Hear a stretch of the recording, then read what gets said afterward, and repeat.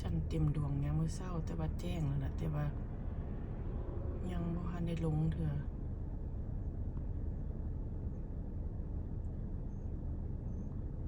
แสงตะเวนส่วนทั้งอีกข้างหนึ่งตะเวนก็ขึ้นละนี่ค่อยซูมเข้ามาก็จะเป็นประมาณนี้ทุกคนต้นไม้ก็เปลี่ยนสีเป็นสีแดงสีส้มส่วนพระจันทร์ก็อยู่ปลายไม้เป็นใกล้สิรับขอบฟ้าแล้วแต่ฟ้าก็แจ้งแล้วแต่มันยังไม่รับขอบฟ้าเถอะแต่ว่าทาง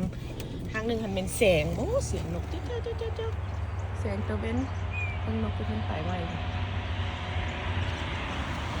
แสงตะเวนอยู่ทางที่ไกลๆกำลังสิขึ้นแต่ว่าพระจันทร์ยังไม่ได้ลงเถอะเสียงนกเสียงหนูก็ห้องเจ้ามันจับอยู่ปลายต้นคริสต์มาส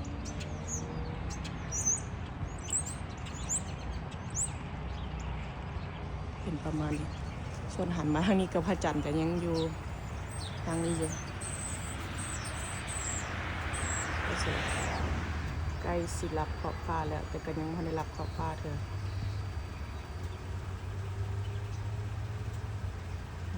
ซึ่งเข้ามาให้เห็นใกล้ๆงาม